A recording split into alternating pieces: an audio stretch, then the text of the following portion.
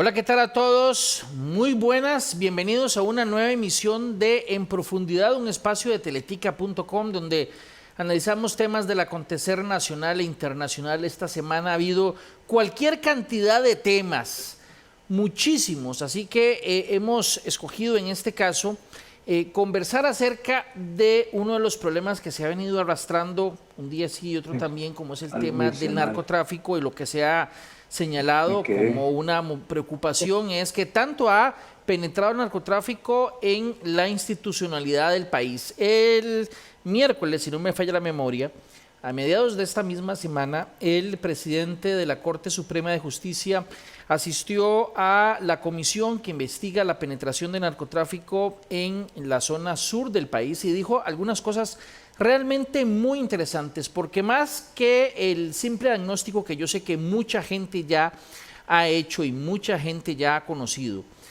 don Fernando en esa comparecencia dio algunas ideas de posibles soluciones, medidas que no implican necesariamente una gran reforma de ley, ni siquiera nuevas leyes, sino simplemente cambiar algunas figuras, hacer algunas modificaciones importantes en la legislación ya existente y reiterar acerca de la necesidad de girar más dinero, algunas iniciativas que ya existen pero que ocupan muchísimo más recursos para eso. Pero ¿quién mejor que para explicar estas ideas que el propio don Fernando, a quien tenemos aquí en profundidad? Muchas gracias, don Fernando, por aceptar nuestra invitación. Con mucho gusto, con mucho gusto. Don Fernando, bueno, mucha gente ya conoce el problema del narcotráfico, pero lo que me llamó muchísimo la atención de la comparecencia es que usted dio algunas ideas, algunas propuestas que no implican, como yo decía, un gran cambio en la legislación, ni siquiera una reforma o una ley nueva, sino, por ejemplo, planteó el repensar el concepto del testigo de la corona, que ahorita usted nos lo va a explicar, repensar el tema del anticipo jurisdiccional de la prueba o el testimonio que dan algunas personas antes de ir a juicio, y ahorita usted lo va a explicar. Yo sé que tal vez para la gente puede sonar un poco enredado, pero vale la pena que la gente ponga atención a lo que va a explicar, porque son cambios que no son grandes reformas, pero que podrían ayudar muchísimo. Habló de la necesidad de no pensar en la ley de extinción de dominio como algo nuevo, sino reforzar algo que ya existe, que son capitales emergentes, y que yo sé que ahorita usted va a explicar, y algunas ideas interesantísimas en lo que es la intervención telefónica. En fin, para no quitarle más tiempo y aprovechar la oportunidad de estar con usted, le pido por favor que empecemos a detallar algunas ideas. Usted manifestó preocupación por la forma, o sugiere un cambio en la forma en cómo se ve el testigo de la corona en la legislación penal costarricense. Tal vez si nos explica qué es eso de testigo de la corona, qué problema le ve y cómo podría modificarse, don Fernando.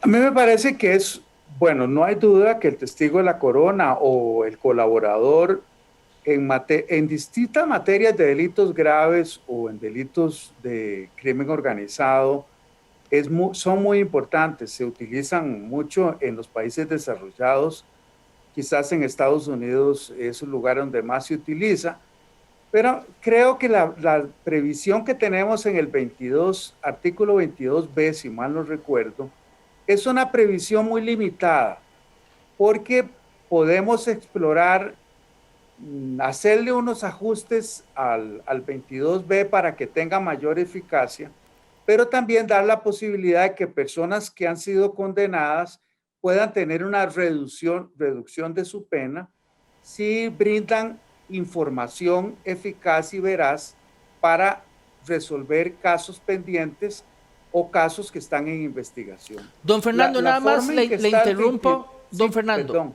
nada más para que nos repase un momento el concepto de testigo de la corona para quien no lo conoce. Sí, Por ejemplo, y usted me corrige, si hay alguien en un proceso penal, esa persona, y tiene mucha información, y tal vez no es el autor intelectual y no es la figura clave, pero sí maneja algún grado de información, puede decir, vea, yo colaboro con ustedes, y en alguna medida esa colaboración se le va a reconocer por parte de las autoridades para no tener una sanción como la que tendría si no recibiera colaboración. Lo que usted me está diciendo, para ver si lo entiendo, es que inclusive para gente que pudo haber sido condenada también, o ¿cómo es la cosa, don Fernando? Sí, personas que no están en ese proceso, pero fueron condenadas por otros, pero tienen conocimientos importantes, eficaces, veraces, que puedan dársele trazabilidad para poderlo hacer, porque no se trata de un delator que lo hace sin ningún fundamento. Entonces, ese ampliar eso. Incluso me parece que como está el 22B, es que se suspende el ejercicio de la acción penal para esa persona que da la información.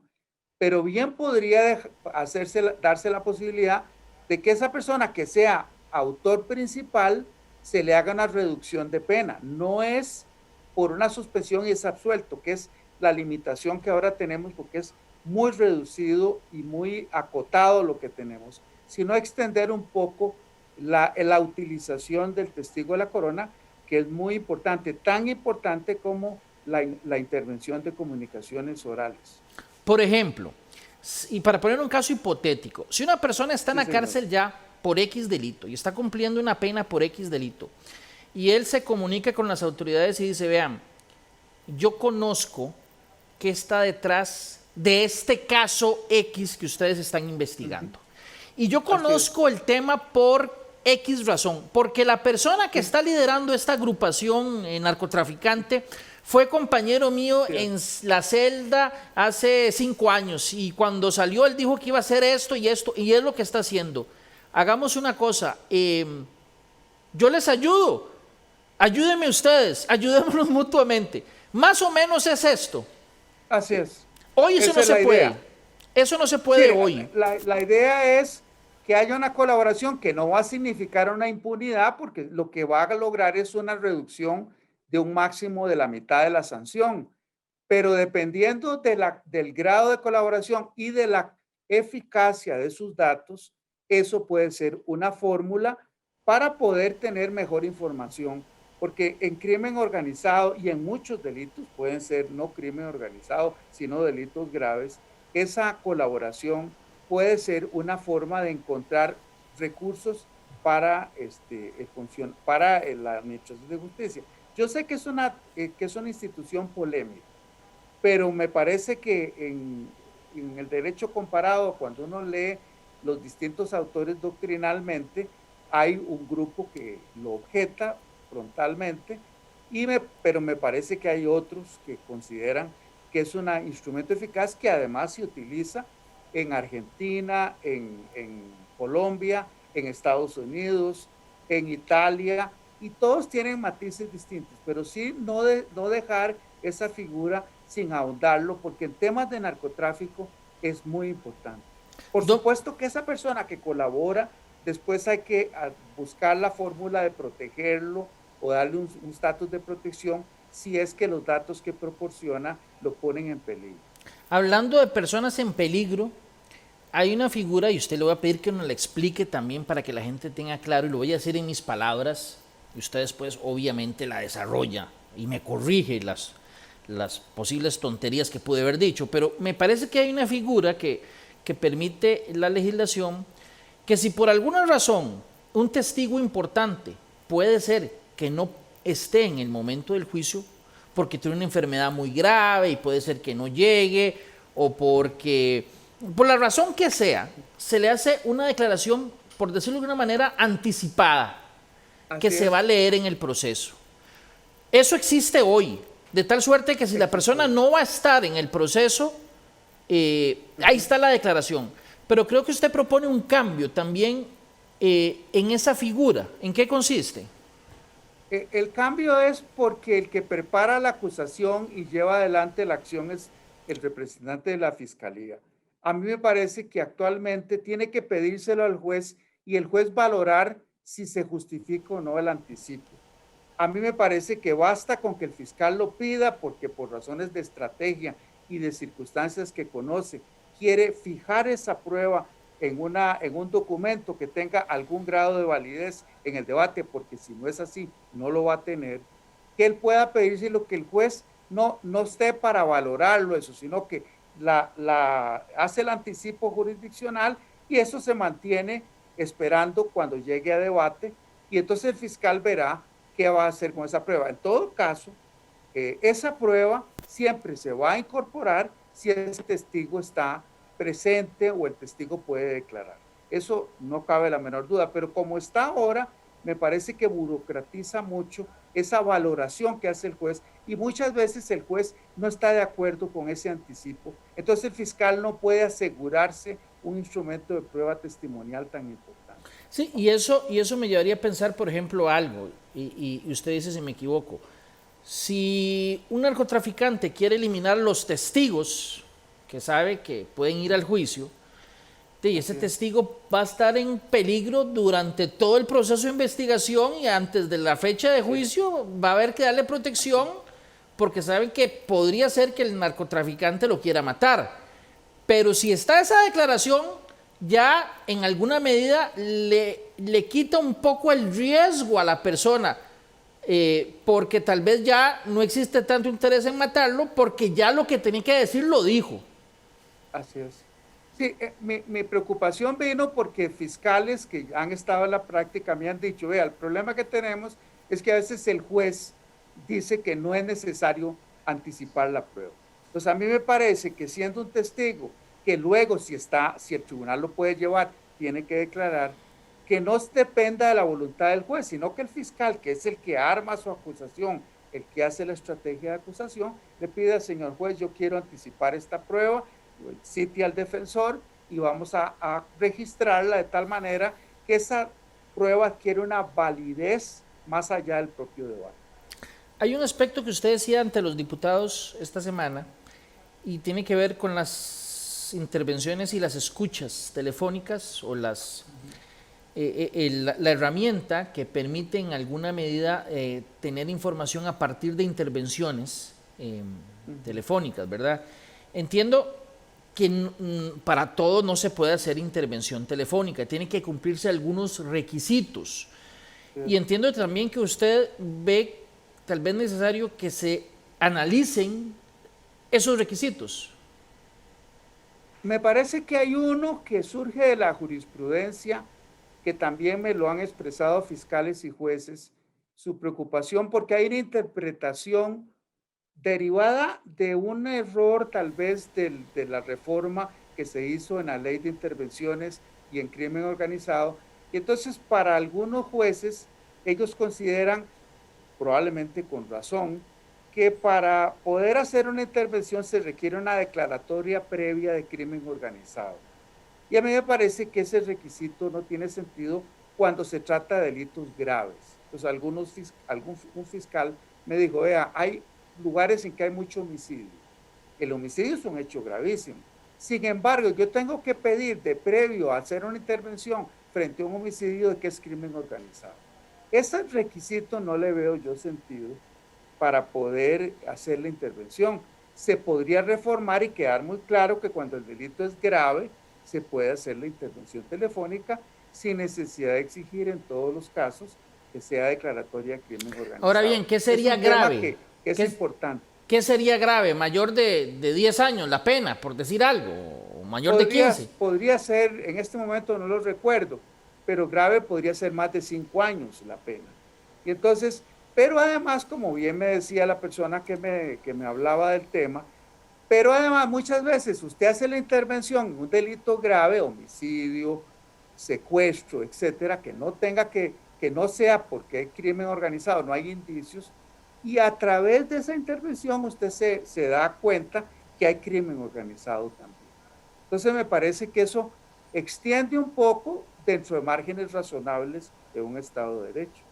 Hay algo que se ha discutido en los últimos años, y cuando digo años, creo que tal vez más de 10 años se puede estar hablando aquí de un proyecto que es extinción de dominio, que ya en otras oportunidades hemos conversado, hemos hecho reportajes y todo, y hemos explicado que es un tanto complejo, que no es penal, pero que permitiría en alguna medida perseguir alguna riqueza que se acumula de parte de alguien que no puede justificar esa riqueza.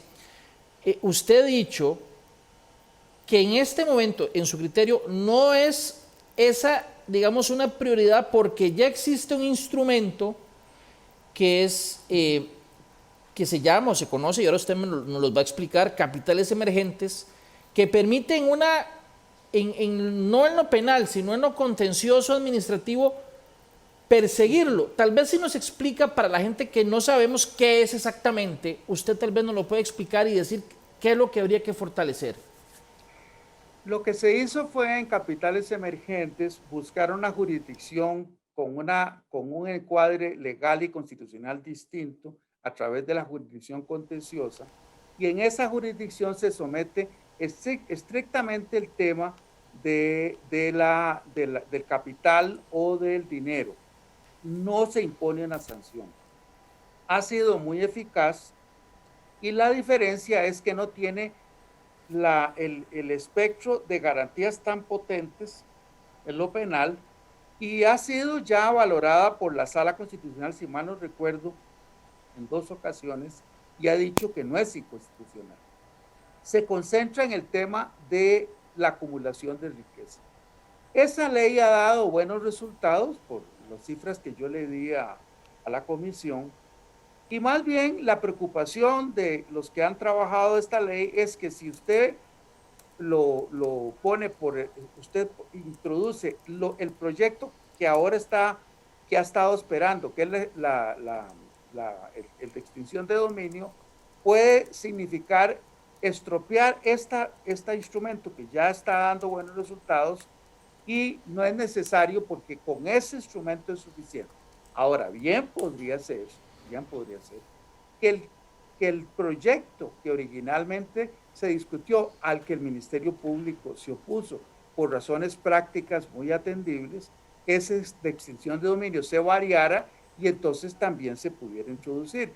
Pero como están las cosas, más bien la extinción de dominio pretendía incidir sobre capitales emergentes que se ven a contenciosa, y que puede ser que al final hagamos la reforma y estropeemos una vía que ya está dando buen resultado. Pero podría ser que se haga eso en un futuro.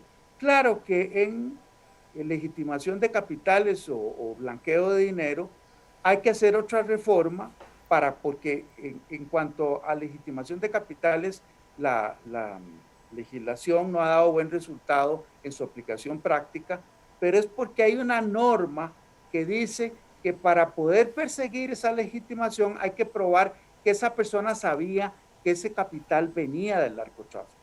La reforma que se puede hacer es casualmente más bien que por los elementos objetivos de la situación, el sujeto activo podía comprender que eso era un lavado de dinero, una legitimación de capitales. Como está ahora, le pone un valladar tan difícil de superar, que es que esa persona sabía que venía del narcotráfico, que por eso en la práctica esa ley, esas normas de legitimación de capitales no han dado resultado. Y bien podría cambiarse esa tipicidad hacia lo que se tiene en otras normas, que es por los elementos objetivos, el sujeto activo comprenda que es una legitimación de capitales. Bien podría ser, por ejemplo, es cuando una persona recibe altas sumas de dinero en dinero efectivo. Don Fernando, por lo que usted ha dicho, y reitero, por lo que usted ha dicho, pareciera que en su criterio no se ocupan grandes reformas ni nuevos grandes proyectos, sino modificar un artículo por aquí, un artículo por allá, y que tal vez se podría dar una ayuda importante. Pero en esa comparación, en esa comparecencia, usted dijo algo más que me llamó muchísimo la atención, y es que ya existen un montón de herramientas, pero lo que falta es plata, porque usted planteaba que hay una jurisdicción especial para crimen organizado que no se, digamos, que no ha avanzado como quisiera por falta de plata. En el tema de protección de testigos se ocupa plata. En fin, que hay muchas cosas que se podrían hacer que no son, como la gente imaginaría, la necesidad de hacer grandes reformas, sino de tener la plata. ¿Es así? Así es. Sí, lo que creo es que traté de que mi exposición no se fuera por un planteamiento irreal. Yo tengo que comprender que hay una limitación de recursos muy grande. Entonces, no, sabemos que la ley de crimen organizado no se va a poder introducir con el presupuesto original, que eran 44.000 millones y luego se bajó a 19.000. Pero podemos irlo reduciendo. Pero solo una cuestión que sí sería importante para resolver problemas que tenemos de debilidades en la jurisdicción es tomar de esa ley de crimen organizado una audiencia nacional de alcance territorial nacional en todo el país respecto a crimen organizado. Eso permitiría movilizar los jueces ¿Cómo y es tener eso? una rotación, y eso no es tan caro, no sale tan caro como si pensamos en todo el costo que tiene esa ley de crimen organizado. ¿Cómo es eso exactamente, esa audiencia? Tal vez si nos lo explica un poquito más. Sí, tendríamos una audiencia nacional para todo el territorio nacional para crimen organizado, incluiría lo que incluiría la narcotráfico, pero esos jueces tenían jurisdicción en todo el país. Entonces, podemos tener jueces de mucha experiencia conociendo los asuntos de este tipo y no tendríamos a ese juez local que muchas veces es molestado, O presionado amenazado. o tentado, ¿sí? Comprado eventualmente por el crimen. En cambio, si usted rota a los jueces y usted tiene esa audiencia nacional, eso le permite tener una medida preventiva mucho más eficaz y además podría hasta integrar en esa jurisdicción a jueces de mucha experiencia con un listón distinto, requisitos diferentes. Dicho sea de paso, esta idea se la escuché a don Álvaro Ramos hace pocos días, hace unos 15 días, y coincido con él, porque eso nos permite resolver el problema del juez que también está enquistado en una localidad y tiene que ver asuntos de tanta trascendencia ahí con abogados locales o con personas que están a su alrededor que pueden condicionar sus decisiones por temor o por corrupción. Pero entonces, para ver si le entiendo esa idea, el juez estaría, digamos, en el Valle Central, o esos jueces estarían en el Valle Central, o irían un tiempo a tal zona y de ahí se moverían a otra zona de tal forma que no sea permanente en esa zona. ¿Cuál de las dos? Así es, esa sería la idea. La segunda. Eso a grandes trazos es como usted lo describe. Hay que pensar porque en la letra menuda de ponerlo en vigencia, pues tiene mucha letra menuda que hay que como bien dice el refrán, el diablo está en los detalles. Pero esa es la idea. Podría ser que se movilicen, podría ser que se haga audiencias por transmisión virtuales, etcétera. Pero eso nos permitiría tener una visión distinta de un delito que requiere una aproximación jurisdiccional distinta sin que sea violatorio del juez natural. Don Fernando, hace unas semanas hubo un caso, bueno, hay un par de casos que han trascendido en donde agentes judiciales, agentes del OIJ son sospechosos de estar vinculados con algunas organizaciones.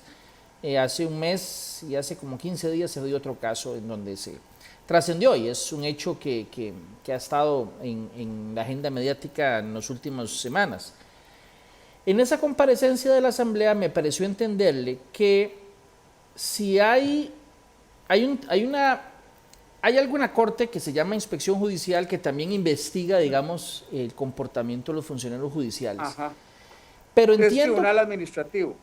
Entiendo que si hay una investigación penal, una investigación, digamos, del Ministerio Público y tienen algún elemento contra algún agente, es hasta que termina la investigación, o sea, que puede durar 1 o 2 años, que a los de la inspección judicial les cuentan, mire, hay tal cosa, y no esa comunicación, digamos, que uno pensaría debería ser más fluida. Sí, así es. Ese es el gran problema. Hay que buscarle una solución a eso. Tiene dos cuestiones que hay que plantearse. Una es que yo pueda recibir la información como tribunal administrativo sobre ese tema y el que está haciendo la investigación teme que va a haber una filtración. Pero eso hay que resolverlo de alguna forma.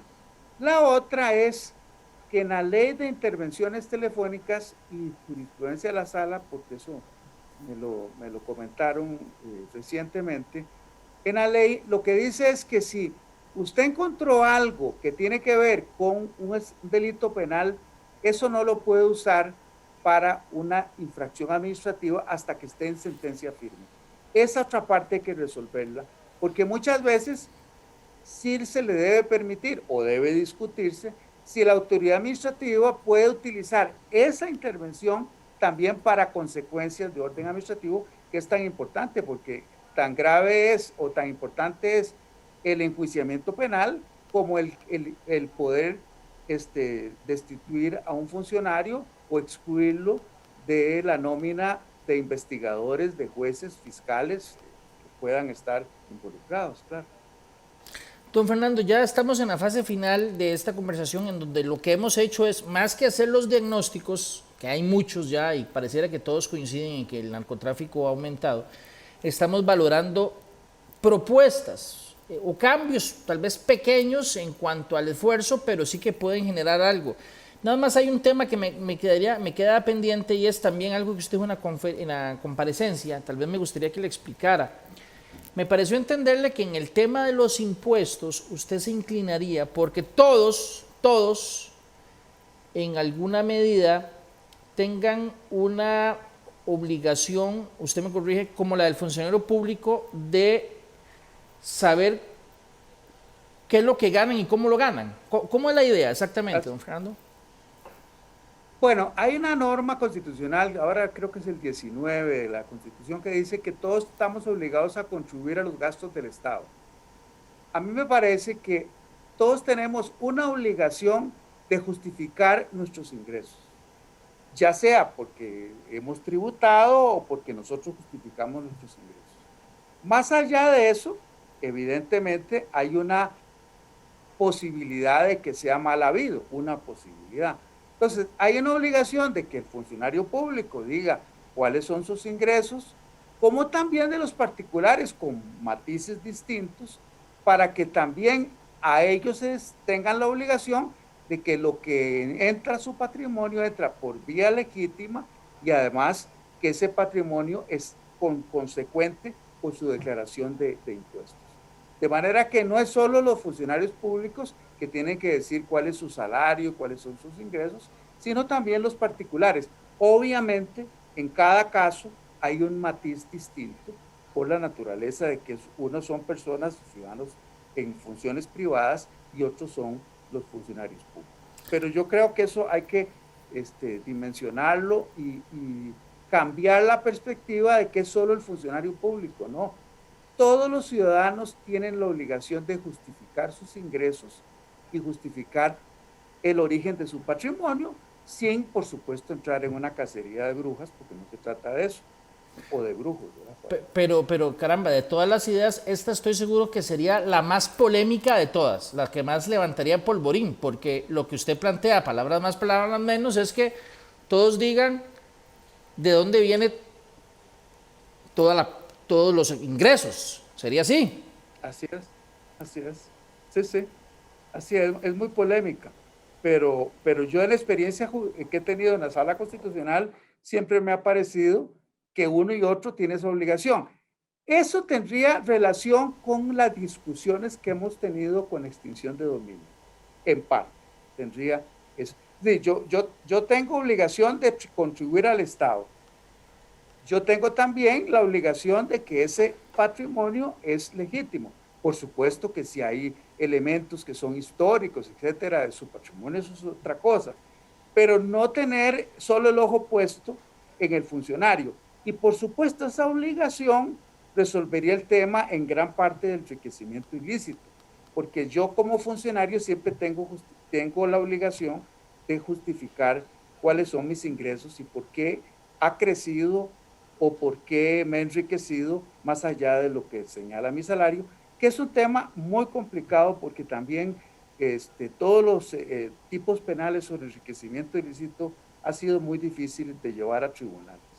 Insisto, ese tema que ya genera polémica porque ya estoy viendo aquí algunos comentarios, ¿verdad? preocupados por ese planteamiento o señalando algunos inconvenientes de ese planteamiento, ¿verdad? Habrá otros que no están, pero estoy seguro que alguien perfectamente podría decir, es que de ahí al final entonces podría yo terminar, X persona podría terminar siendo blanco de lampa porque van a saber cuánto dinero recibo y cómo lo recibo. En fin, tiene sus... Ese problema nunca se ha planteado con los funcionarios públicos, ¿verdad? Bueno, es un punto válido también. Sí, Es una discusión, yo creo que habrá que llevar en otro espacio porque se nos acabó el además, tiempo. no me van a hacer caso. Don Fernando, le agradezco muchísimo que sacara 30 minutos de su apretada agenda para conversar acerca de este tema. Estoy seguro que algunas de las propuestas, por lo menos válidas o no, al final deberían de ser analizadas como parte de una discusión que creo que tiene que pasar más de los diagnósticos, que ya todo el mundo sabe que el narcotráfico es un problema, a buscar soluciones puntuales. Estas Así es. o no, pero lo interesante sería abrir el debate, que es lo que estamos haciendo acá en profundidad, para escuchar estas y otras propuestas que vayan en este sentido, de tal suerte que ya pasemos de decir que el problema es algo serio a llegar y decir, bueno, hagamos esto, a ver qué resultado da. Don Fernando, le agradezco mucho, de verdad, que nos acompañara hoy en profundidad. Muchas gracias, muy amable. Es un gusto. Y gracias a ustedes también por acompañarnos. Si Dios lo permite, vamos a retransmitir este programa a las 8 de la noche nuevamente en esta misma plataforma. Y también Dios primero los esperamos el próximo viernes aquí, Dios primero en teletica.com. Hasta entonces.